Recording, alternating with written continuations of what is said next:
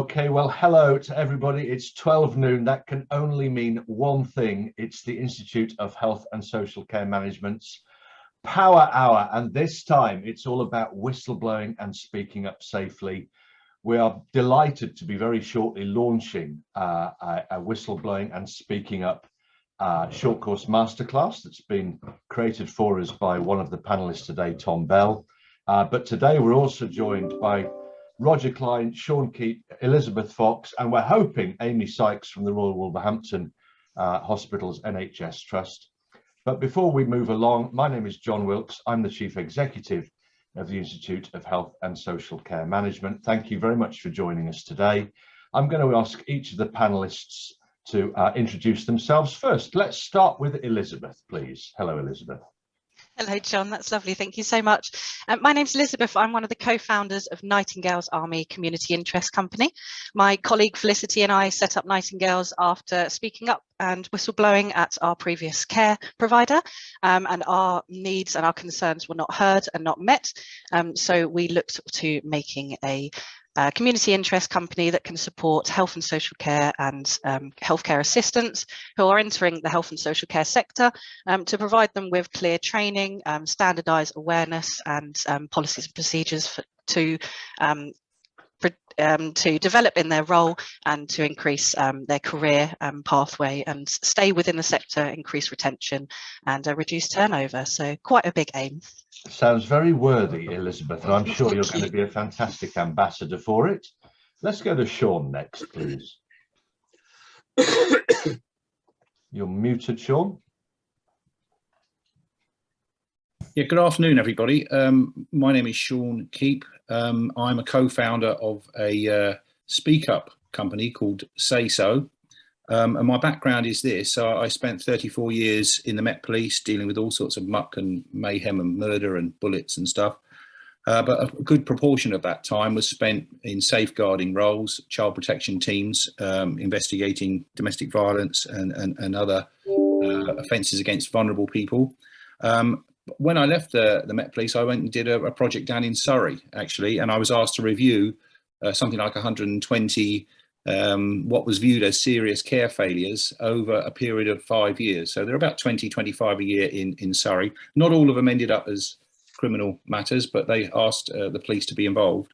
And what I found out of that was about 65 to 70%, I beg your pardon, of those cases, staff knew things were going wrong in those care locations, but didn't feel able to speak up. And that prompted me, being sort of safeguarding sort of through and through, really, to think, well, look, if we can do something about this, if we can actually make staff feel safe and confident and trusting of a process, then we can certainly minimise or reduce these failures. So hence Say So was started, and we've used our sort of police type skills and secure data, etc., to build a system, and we sell it to social care. Interesting enough, we've also sell to the fire brigades. About 4 or 5 fire brigades have come on board as well now. So that's my background. Yes, good morning, good afternoon to you. Thank you, Shaun. Let's go to Roger next. Hello, Roger. Hi, good morning. Good afternoon, sorry.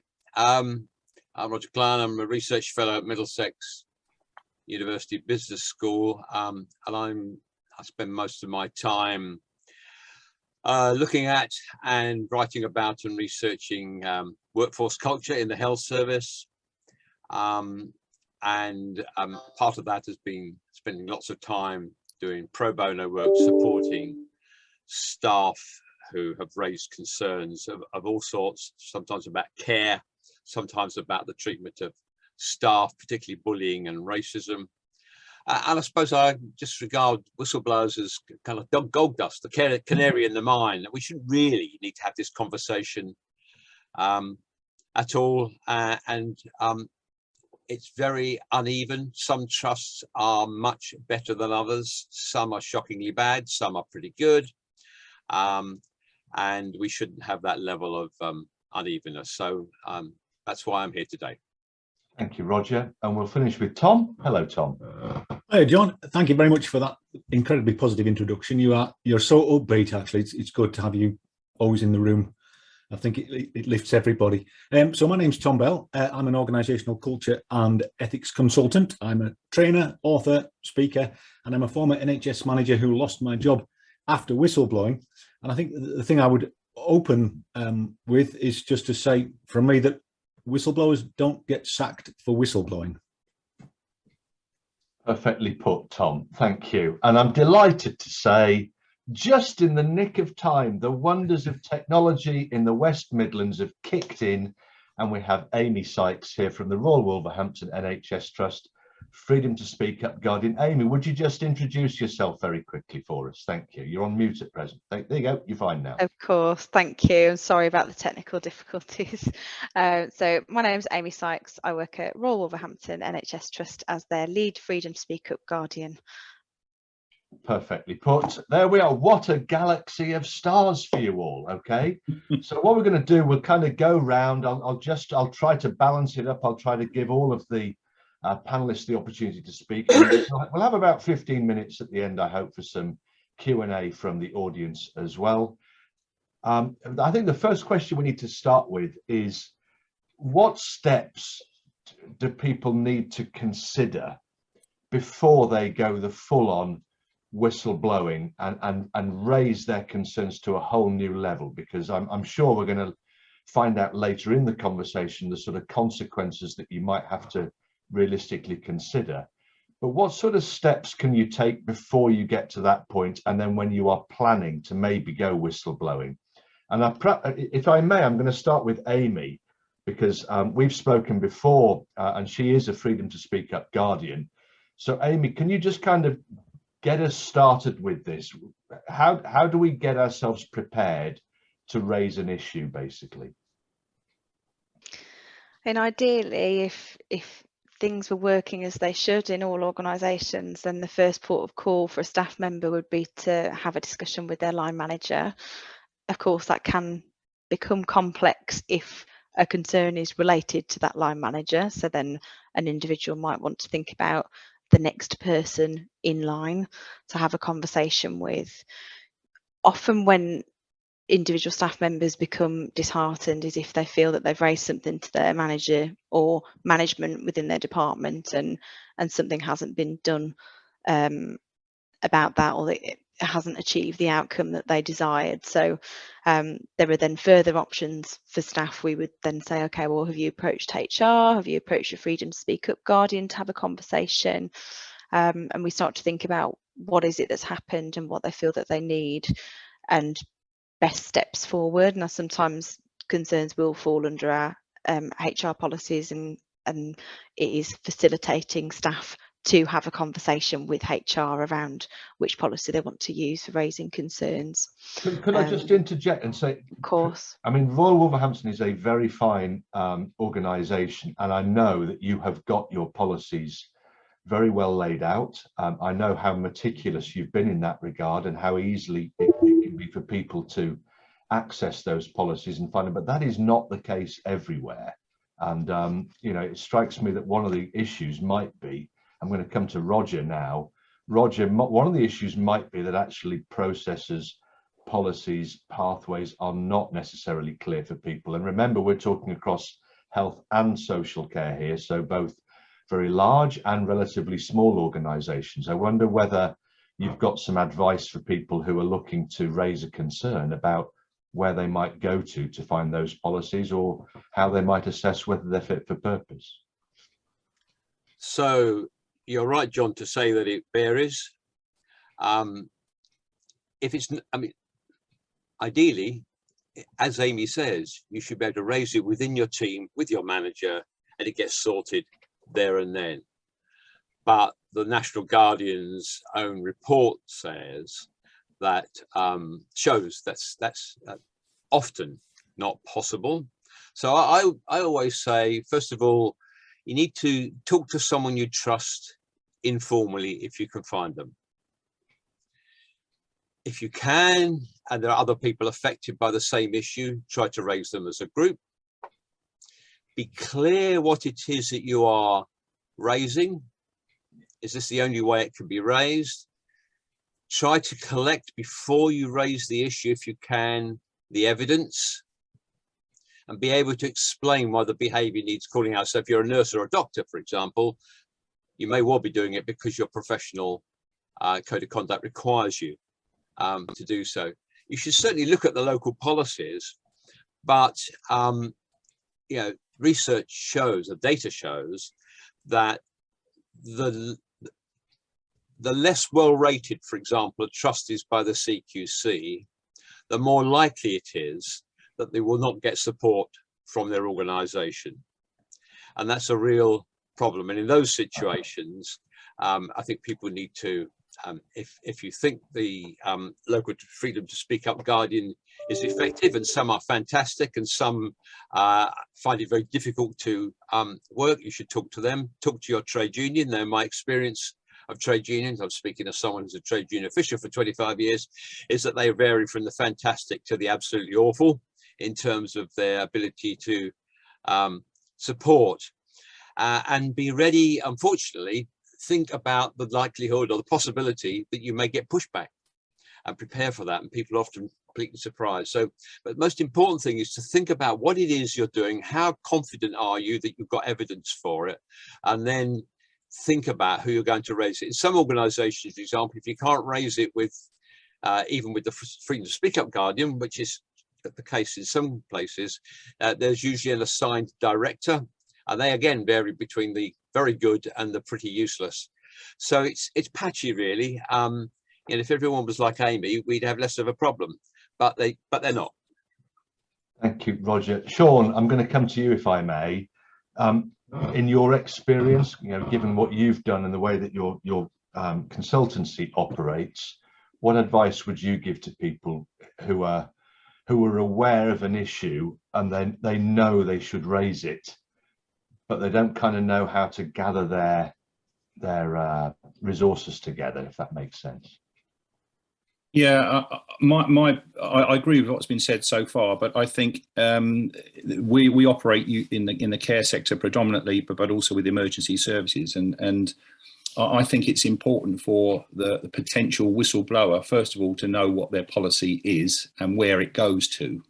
And if they're not confident that actually that policy will work, either will keep them safe or it won't get to the right person, then they've got to consider another route. So it's getting to know what the policy is and where it's going to end up ultimately. Sadly, I have found in the consultations that we've done is that many people don't have confidence in their own internal policy, and they're looking for other means to report. All right, thank you, Shaun. Elizabeth, if I may come to you, you've got direct personal experience of whistleblowing with your co-founder of Nightingales Army. I know a lot of people are not confident about their own strength and confident about how they can explain to people in power what's going on. They feel under-equipped, basically, to actually raise what they've seen that might well be quite a significant and important factor. And I just wonder whether you've got any advice to people who kind of doubt their own resilience, doubt their own ability to actually raise something of this nature. Well, I think, you know what, if you're already in that position and you have a duty of care to raise that concern about an individual, I think it kind of falls as a responsibility to do so. And I don't think that somebody should feel unsure or incapable to do that, because they have the ability to be there and support that individual. Then they should have the voice to speak up for them as well and to be that advocate for them.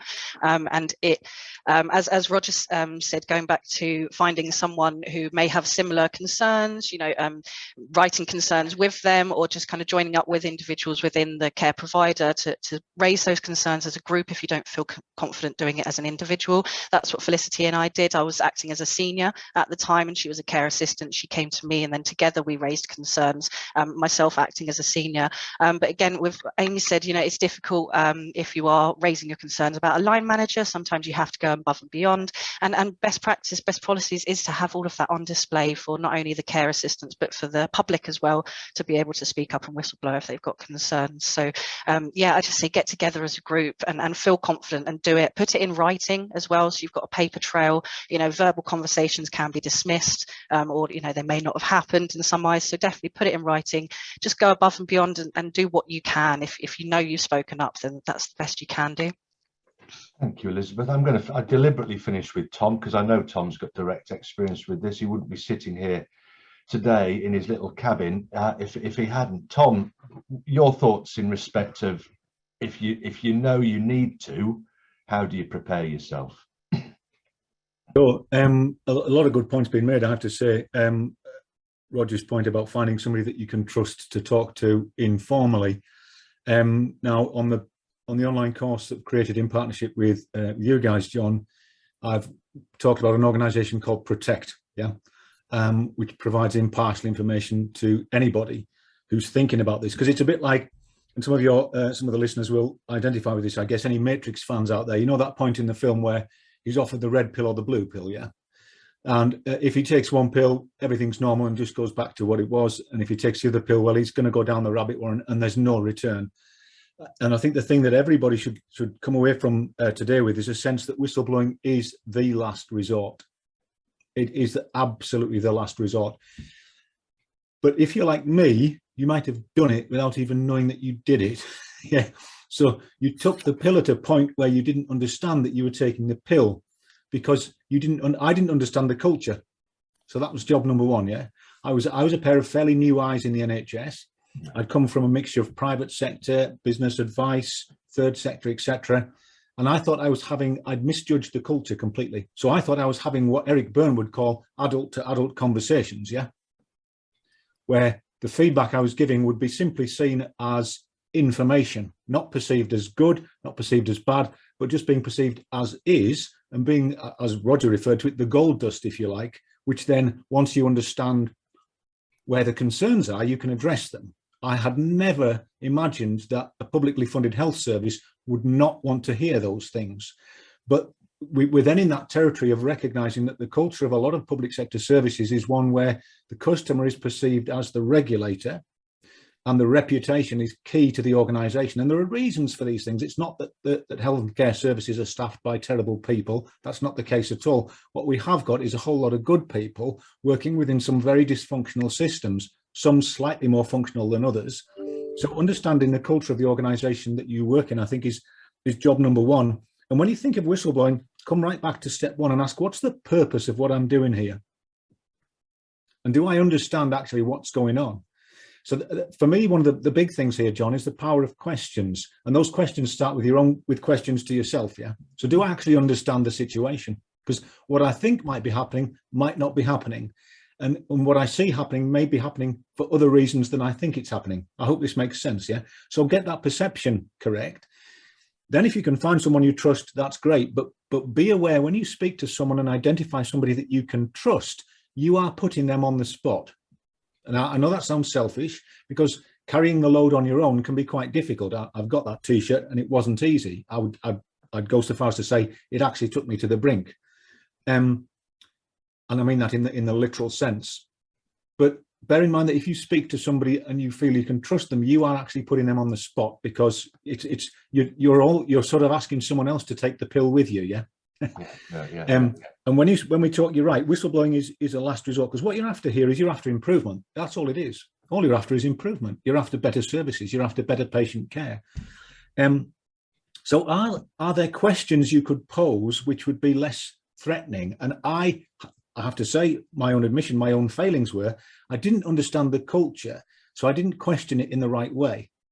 And what I mean by that is, if you ask questions in the right setting, in the right way, and please nobody underestimate the power of a good question. When it's placed in the right place, in the right way, it doesn't have to be public. It can be discreet to the right person. That question can stimulate thinking, which isn't seen as threatening.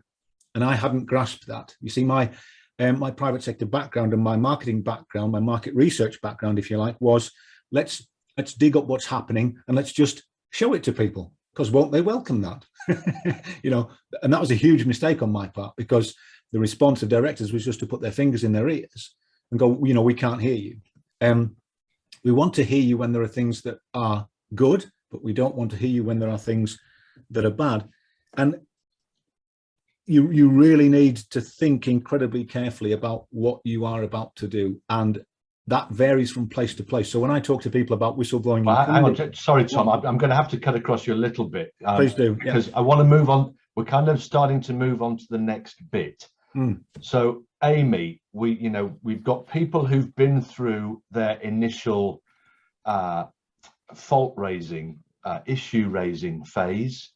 They've perhaps even been to speak to a freedom to speak up guardian, but it's clear that this is not likely to be easily resolved, and they're now, if it's anything like some of you who've had direct experience of this, I can imagine your anxiety levels rising. You're starting to think to yourself, oh my goodness, what do I do now? How do I take this forward? I still believe implicitly in the value of the fact that this has to be raised, but it's now starting to impact on me. I can feel my anxiety and so on growing. What do they do in terms of preparing now to actually take this to the next phase? And as Tom says, kind of go down the burrow from which it's very difficult to return. Have you got any advice, I wonder? So I'd say probably on a daily, weekly basis, speak to staff members who are really struggling to manage a process, for example, a formal process around raising a concern, because you're right, it does create an awful lot of anxiety for staff. It's full of uncertainty, that process of what is the outcome actually going to be? Is it the outcome that I want? Am I even going to be told what the outcome is? Because often there is a limitation to how much information can be shared after an investigation, for example. So I'd say a huge part of what I would do within my role as a guardian is be asking around what is that individual support network? Have they accessed any of the free and confidential services that are available to them as a member of staff within the trust? So have they thought about the employee advice programme? Have they thought about actually, is there any likelihood that this is going to impact on their ability to do their work, and if that's going to create a barrier to their performance? Have they thought about an occupational health referral? And also external support, sources of external support is really important. So I'd say a big part of the guardian role from my perspective is ensuring that there's been that conversation around what are your support needs, how is this going to impact on you, how can you manage that, what support can you put in place? I think some staff will come in with that kind of, well, I'm doing the right thing, so I'm going to go forward with it, it's all going to be all right.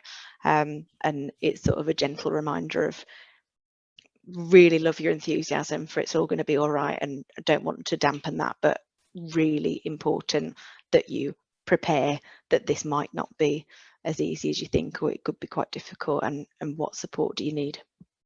Thank you, Amy. I told you Wolverhampton was good, by the way, didn't I, right at the beginning, if you're listening to this? Shaun, how would you amplify Amy's point? What would you suggest to people in respect of preparing themselves?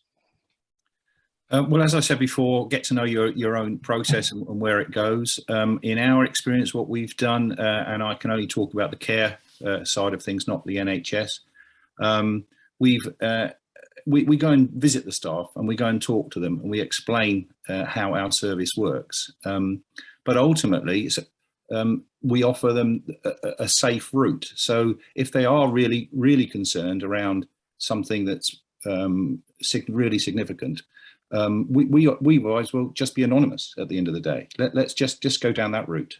I'd rather have the information around what the risk is and what the concern is, and pass that to someone to action it, than not have it at all.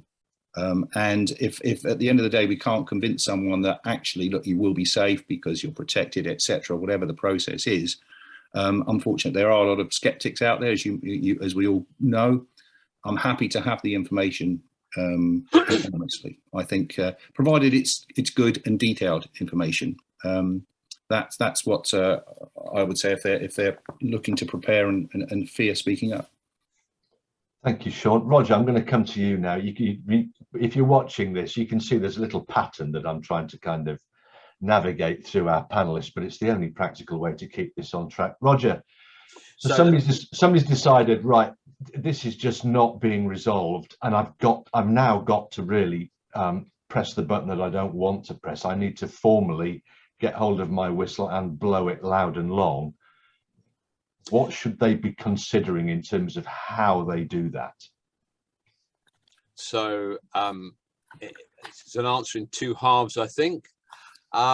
So wherever possible, stick to situations or incidents that you've seen for yourself, rather than things people have told you about. Create a diary, collect the evidence, emails, anything that's notes of telephone conversations and so on, because the first thing you have to do is to try to get some control over what's happening rather than just feel things are happening to you. And there are some other ways in which that can be done then we've touched on, but I would agree with Shaun that people quite early on may need to think about the safe route, and that I'm always wary of suggesting anonymously raising concerns, but as he says, better to raise it anonymously than not to raise it at all.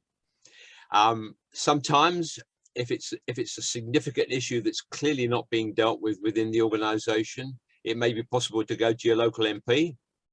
I've been quietly surprised. There's not a lot of connection, in my experience, between the politics of the local MP and whether they're good at picking these issues up. Some are very good, some are not. And of course, there are national regulators within the NHS, although I have to say, frankly, the CQC, in my experience, has often not been much more useful than a chocolate teapot. It has not intervened in a timely way or in a supportive way. But sometimes you may need to pick those safe routes. If nothing else, you might want to lodge a datix as a way of recording it.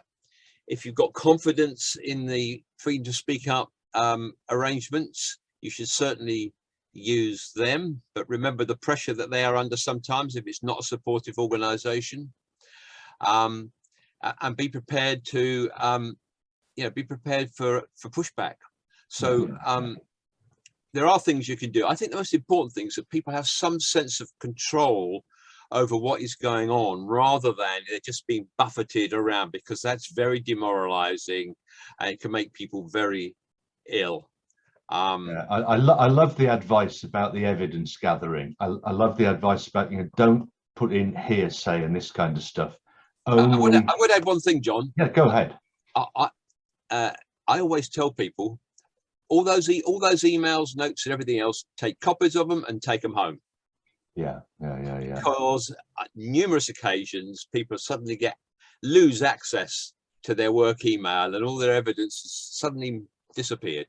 Shouldn't have to do that, and don't tell anybody you've done it, but you should do it. Okay, thank you, Roger. Elizabeth, I'll come to you again.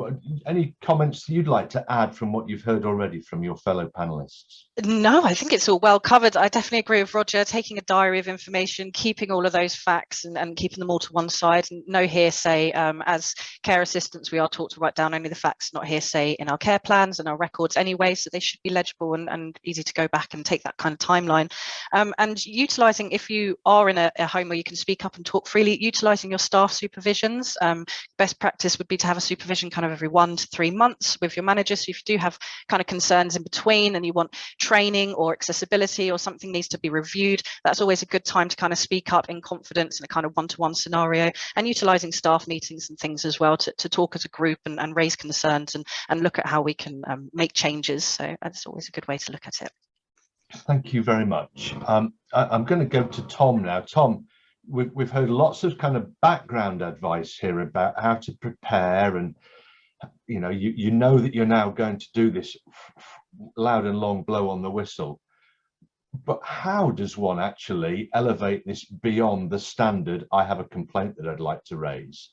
If you're not being taken, if you feel that you're not being taken seriously, or you're being marginalized or ignored, how do you blow that whistle? Do you go straight to regional or local newspapers and press? Do you go to local radio?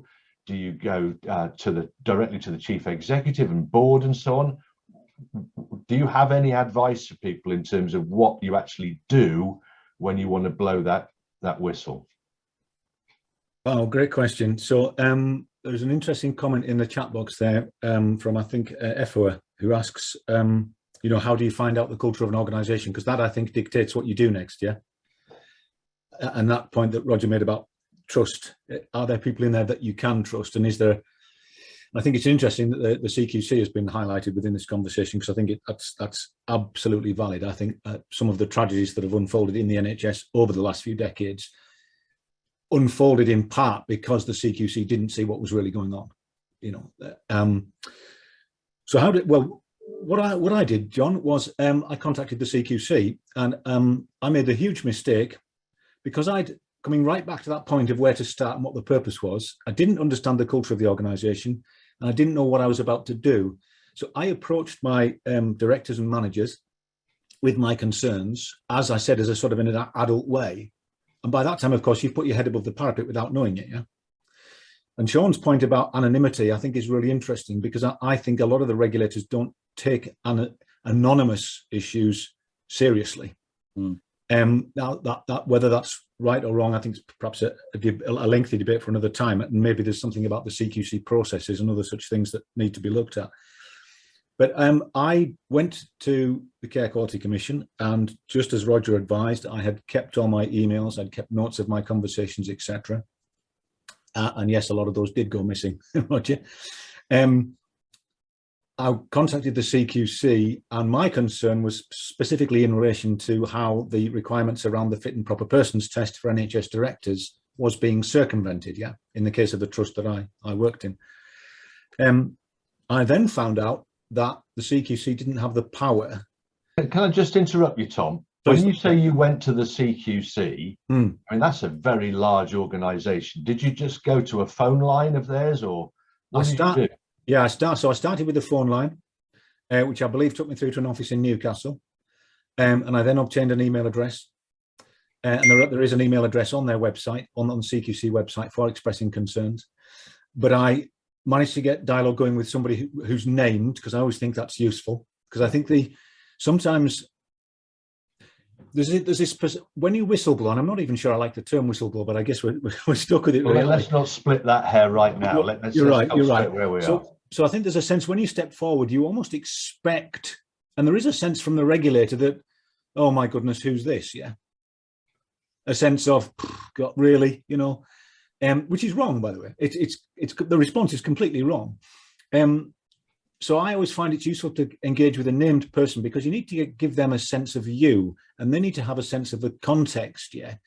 That this isn't sensationalist, that you're not doing this for the sake of it, that you're genuinely trying to make improvements, and that these are the reasons why you're doing what you're doing, and these are your concerns. And that would apply. Sorry to interrupt you, Tom, but that would apply wherever you are choosing to blow your whistle, be that through the CQC or local press, radio, directly to the CEO, whatever it might be. I guess that's the message that you're giving here. It is, but be aware of going to the press. That is grabbing a tiger by the tail. That could end up going incredibly badly.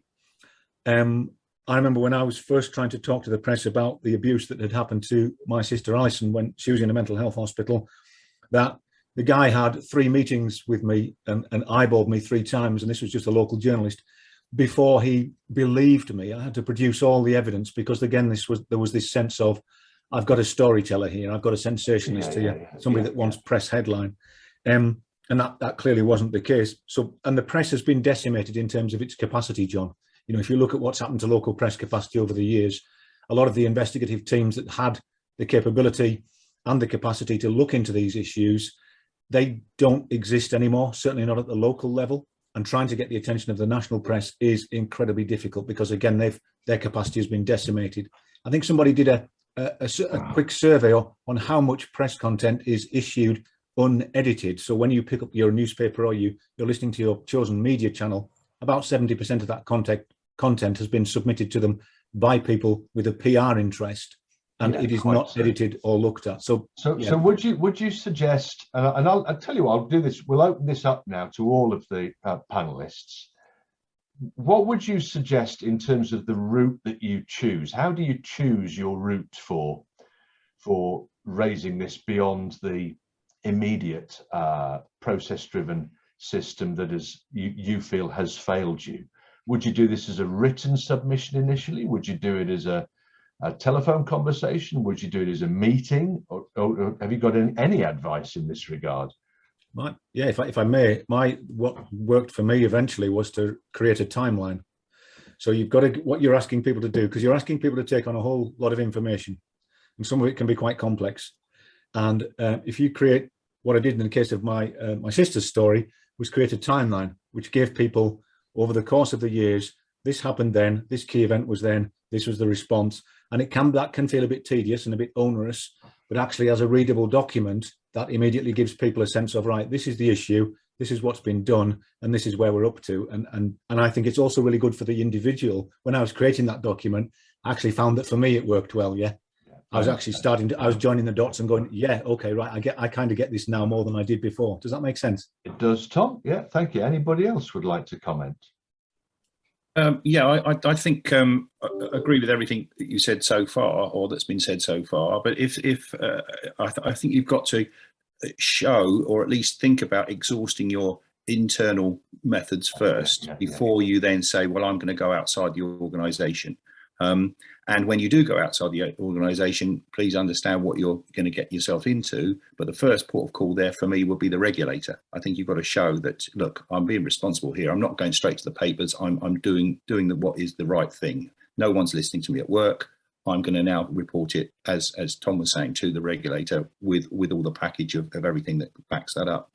If that then fails, hey, I think you should go wherever you think you're going to get some response, and that could be to the newspapers. It could be to a legal firm that could help you.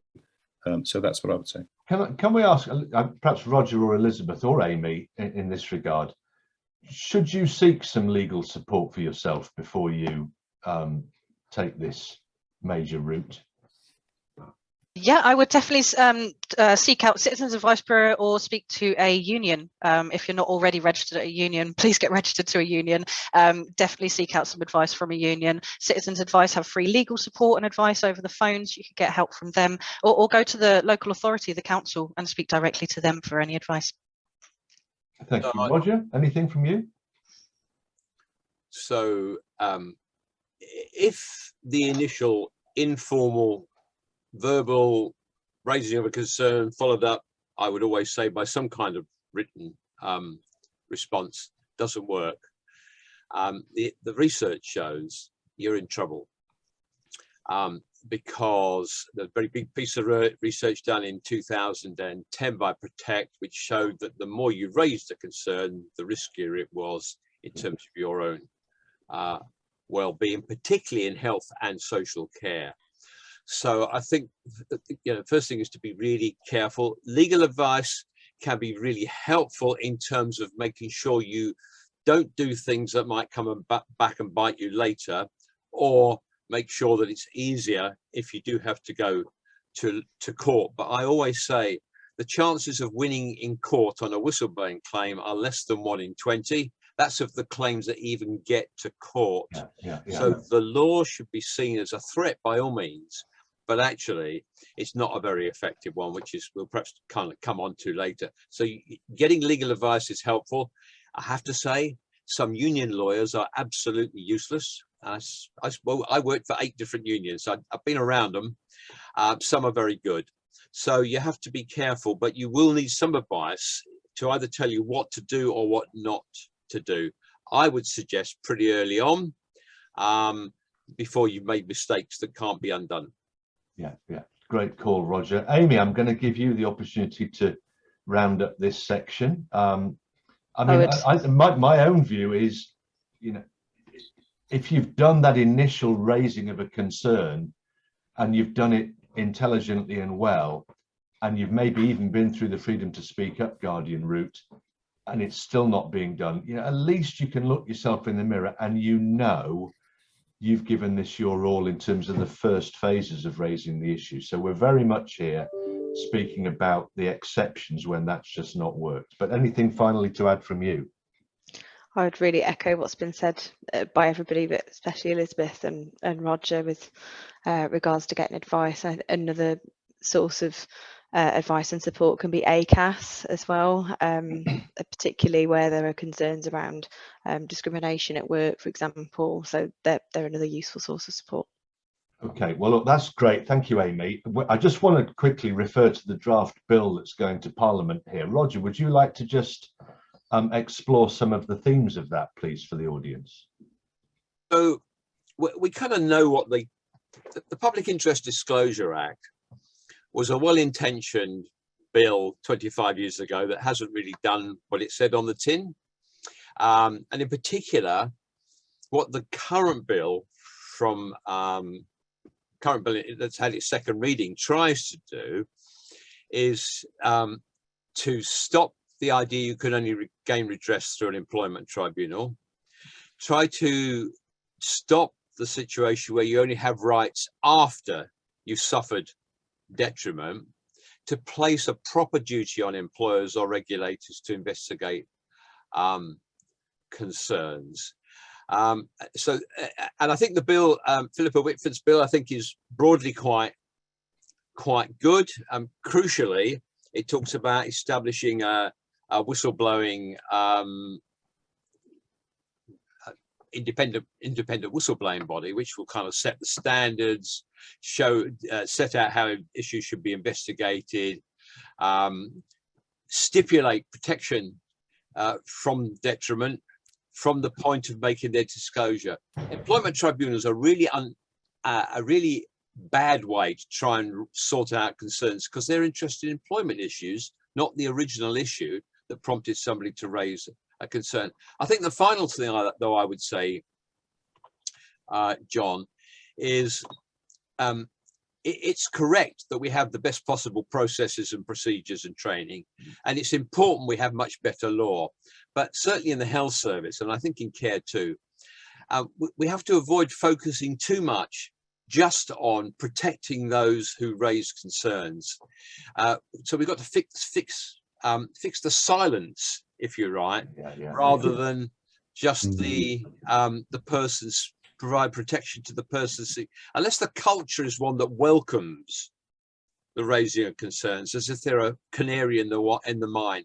Everything else is sort of a catch-up, and the difficulty for leaders is in organizations that aren't good at this is that the difficulties whistleblowers face are very much part of the hierarchy, the organizational power imbalance within organizations. And unless leaders really want their system to work, they will always find workarounds to whatever we put in place. And that's why regulating them ultimately is important. So it's a good bill. It is addressing some of the issues that we've touched on, but actually if we don't sort the culture out in organizations, it will only have so much effect. Well, amen to that, Roger. Amy, would you like to comment? I wonder, I'm guessing you would be across the bill and what's going on with it. I think it's a really helpful opportunity to have further discussion around these issues. And I would really pick up on what Roger said around the culture. You know, have we got a culture where we've got compassionate leaders who want to listen and don't want to manage defensively, that they want to take on constructive feedback and actually really be dedicated and committed to continuous improvement? That culture element, and I'm not sure probably anybody has got that quite right or got the magic formula for how to really get a grip of managing culture across. And it comes from the top, doesn't it? You know, there's either a determination to make what you refer to as compassionate leadership a core part of the way the organization works, or there isn't. And we all seen the consequences if there isn't, I suspect. Tom, would you like to comment at all about the bill? I'm guessing you've had a look at it. Indeed, yeah. So I've kept in touch with the people that are the all-party parliamentary group that's trying to get that bill through at the moment. And again, I guess as with all these things, will that bill go through? Because a lot of bills are proposed and not a great deal of them succeed in getting through. I'd pick up on Roger's point for me, a couple of things, because can I be a little bit contentious, if I may? Because I think maybe that... Yeah, I'm just to be clear, I'm just conscious of the time. I know Naomi wants to ask a question. We've got several other questions, so we do want to make sure we've got 10 or 15 for Q&A, but go ahead. No, I'll be... The unions, please be careful. I'm not going to pull unions down, but the unions and the professional bodies have demonstrated in the past that there is a conflict of interest, that they will...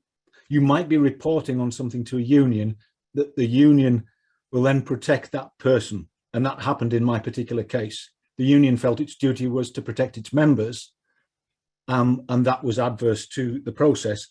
I think that legislation doesn't work. That's the bottom line here. And the reality of the situation that we're in is that, you know, so let's just throw a few things in the air: mortgage, rent, fuel, utilities, telecoms, travel, insurances, food and drink, living expenses, yeah? And when I talk about people being really careful if they're going to go the whole hog here, I remember I had a conversation with my wife, Debbie, and I said, look, this might go all the way to me losing my job. Will you support me? And the conversations that you have to have with the people that you love and that you care for, it's those kind of conversations. You need to know they're on board, because you'll be even more isolated if your family doesn't understand why you're doing what you're doing. Because there's a reality here, isn't there? That if someone feels that their income is going to be threatened and that they're going to be ostracized from their peer group and perhaps lose their job as a result of what they're doing, all those things we talked about, and none of those things are going down, are they? You know, the cost of living, we all know, is going through the roof. You know, you've got the kids to get through university, all those other pressures on you, the pressures of everyday life. It's often easier, and I think Roger alluded to this in the sense that he said, well, you know, it's often easier just to say nothing. And I think willful blindness is the culture that prevails within many organizations is one of willful blindness. And it's not because people are bad. It's because actually there's just an acceptance that if I just keep my head down and shut up and do my job, then I'll make it through to the end of the day, and I'll make it through to cashing in my pension. And that is the reality of life for a lot of people. Thank you. Shaun, last opportunity for you. Yeah, very interesting. My foot's in both camps, two camps here, really. Yes, I welcome the new whistleblowing bill. I think there's lots of elements in it that widens the scope, etc., and gives a bit more protection and stuff. But I also see the point that, or I would argue the point that whenever companies or organisations are forced to do something, they will do the bare minimum at the end of the day.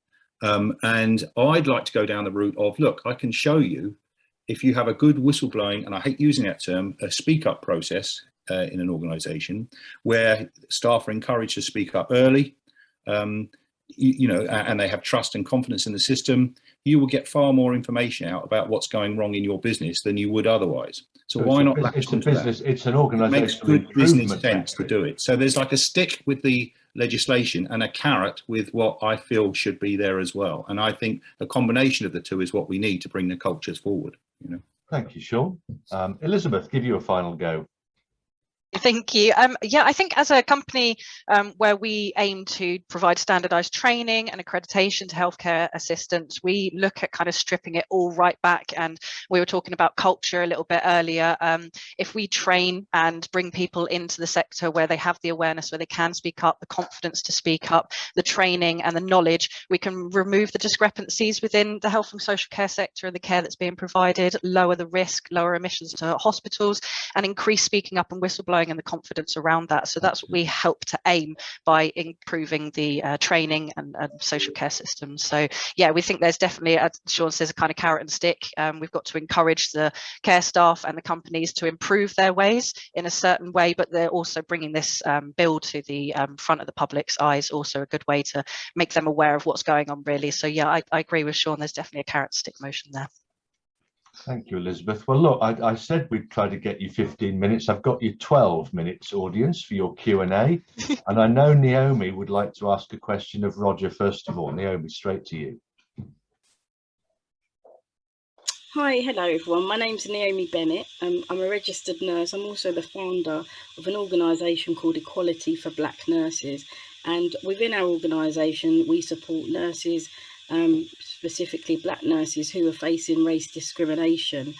We support them in lots of different ways. We've got legal firm that support us. We've got psychologists, and we've also created a network.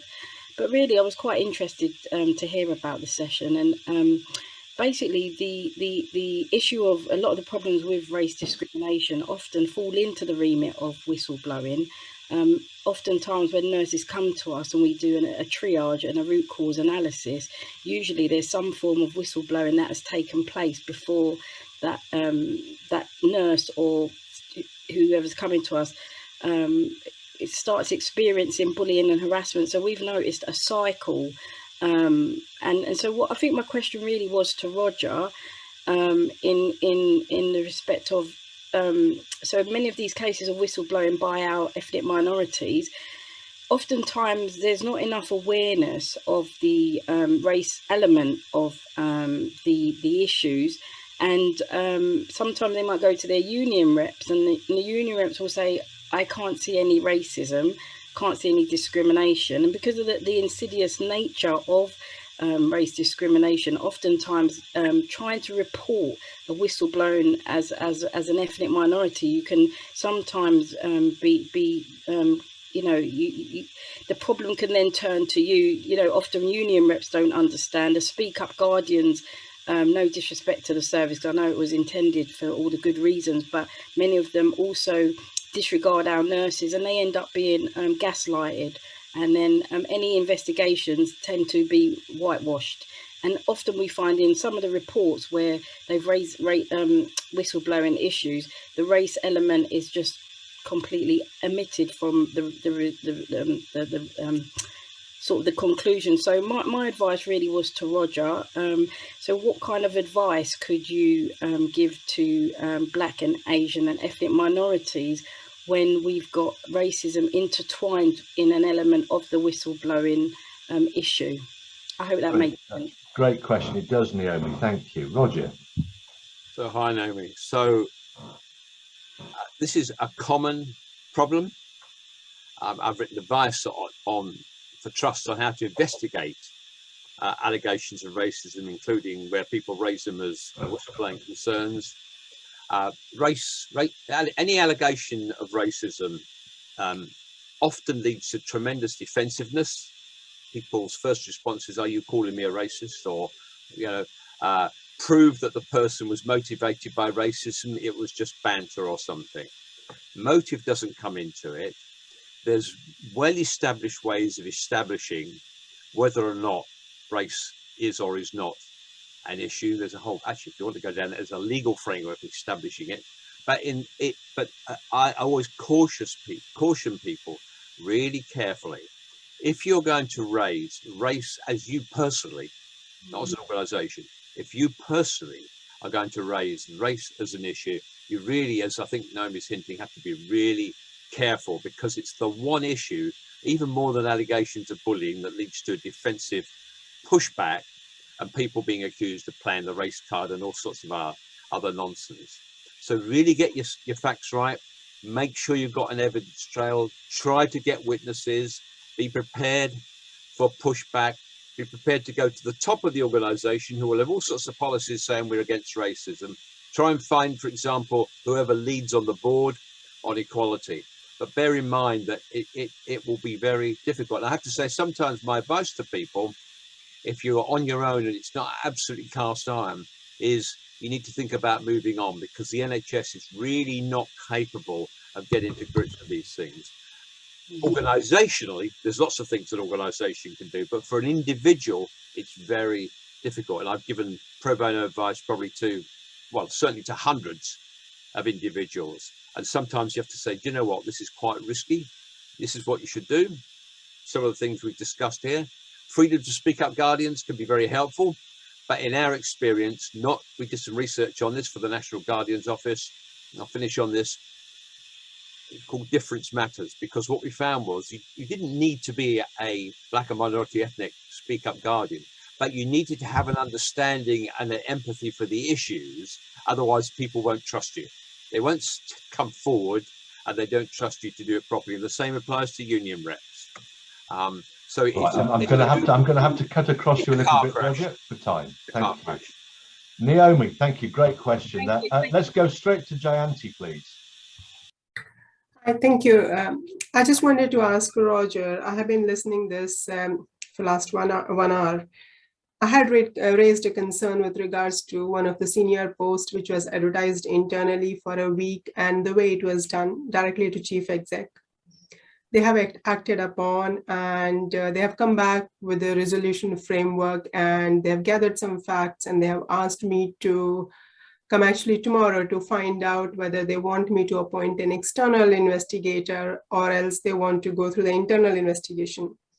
I had a chat with the union rep and BME chair network, and their advice was to go with the external because internal might be influenced.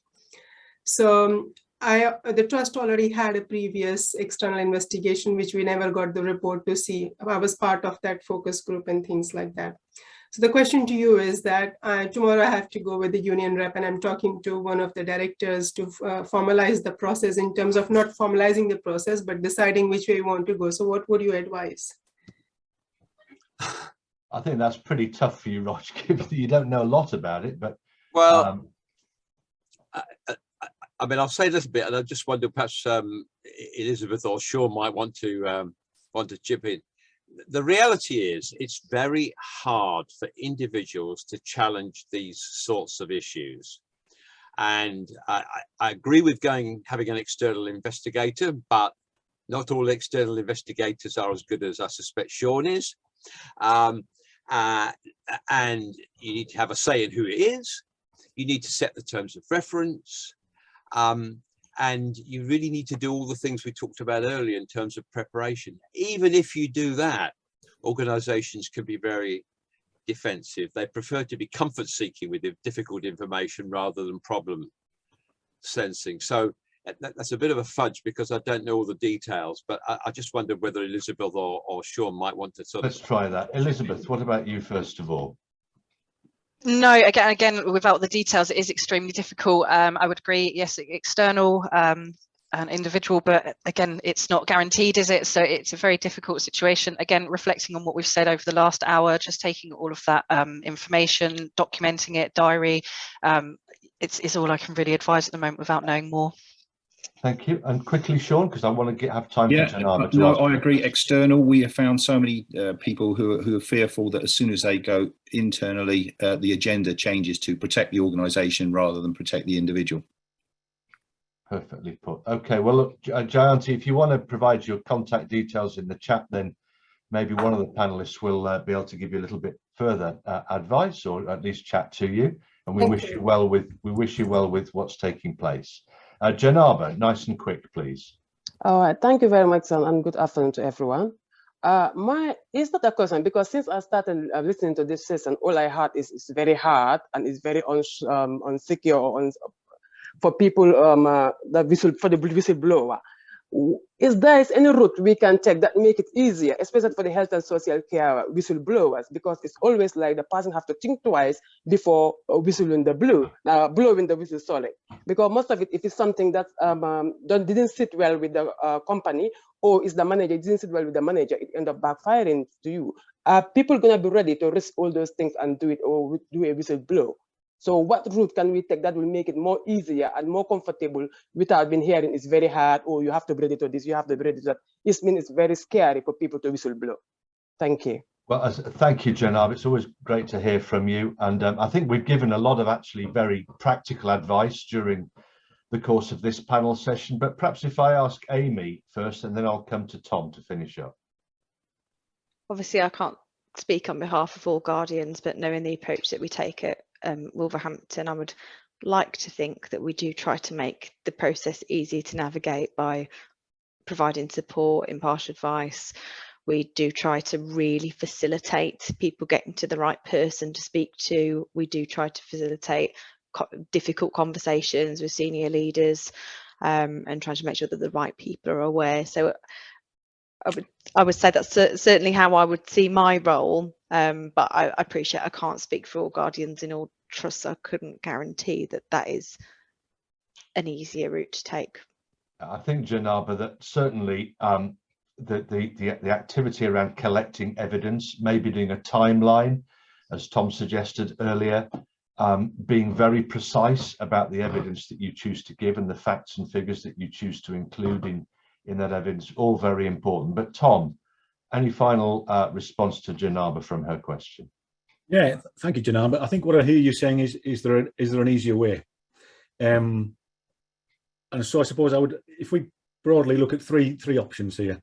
There's the do nothing option, and the do nothing option isn't as bad as it sounds, in the sense that if you understand the culture of the organisation is not conducive to what you're trying to do, and Roger may be right on some occasions that you need to get out of a toxic situation because that that culture will eventually take you down with it. Be kind to yourself. If you're going to do nothing, then recognize that there's a reason for doing nothing. Yeah. Then there's that middle option where we say, okay, right, we can use the power of questions. We can put questions to the right people in the right places, and we can push that as far as we feel we can without actually whistleblowing. And then again, be kind to ourselves and say, I did what I could. And as everybody else here has said, keep the notes, keep the records, do all those, what I would call the hygiene factors. And then when it comes to the whistleblowing option, as I point out in the course that I created, this is, there may be a time where you have to call upon your courage, and there isn't an easy way through that. You know, if you reach that point, as I did, where I had to do what I did, I had exposed myself to the point, I've got to be careful, I'll put that, hadn't I? I'd put myself in a position where I couldn't do anything other than go to the regulator. I believed what I was doing, but I should also acknowledge that, and that might sound terribly courageous, but I'm also in a position where I'm not wealthy, but I'm not in debt. So I knew that if I was going to lose my job, it wouldn't cost me my home. And I'd got my ducks in a row in terms of saying, right, okay, what will this cost me and can I manage that? And I found a way through. I'm going to have to hurry you along, Tom, if I may. Please do, yes. So is there an easy way to whistleblow? I would say probably not, but I would again encourage you to seek external advice, go to somebody like Protect, have a conversation with them about what your options are. And of course, I would encourage you to take the course that's offered through the Institute. Which launches, I think, is it already launched, Jay? I can't honestly, it's already launched. There we are. So if you're a member, you can already access it. How about that? That's good stuff. And as all as part of your annual subscription. There we go. Well, I just think that's been such a fascinating session.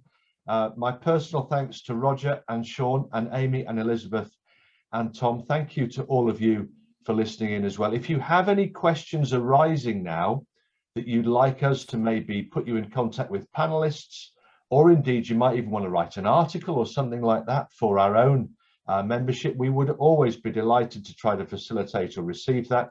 Jade has just put up her email in the chat, and do feel free if you'd like to either make a comment or an article or just ask a question or want to be put in contact with somebody who you think might be able to help.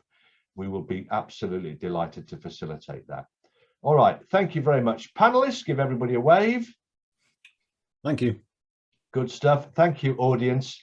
We will see you on the next one. Thanks a million, everybody. Have a super week. Bye-bye.